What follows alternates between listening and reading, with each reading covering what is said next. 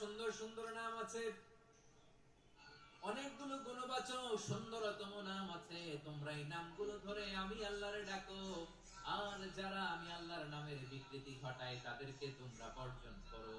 আর তারা দুনিয়াতে যা করেছে আখিরাতের ফল তারা ঠিকই পাবে। সুবহানাল্লাহ বলো। আল্লাহর অনেক সুন্দর সুন্দর নাম আছে, এগুলো ধরে ডাকতে বলা হয়েছে। আর যারা আল্লাহর নামের বিকৃতি করে তাদেরকে বর্জন করতে বলা হয়েছে। আপনি আল্লাহর নামের জিকির যখন করবেন, আপনি আমার আল্লাহর নামের বিকৃতি করতে পারবেন? পারোয়াখালীর ভাইরা বুঝে থাকলে আওয়াজ দেন। আল্লাহর নামের বিকৃতি করা যাবে? আপনি যখন জিকির করবেন স্পষ্ট শব্দে আল্লাহর নামটা বোঝা যেতে হবে। সুবহানাল্লাহ, আলহামদুলিল্লাহ, আল্লাহু আকবার। একসাথে মিলিয়ে করেন অথবা আলাদা আলাদা করেন,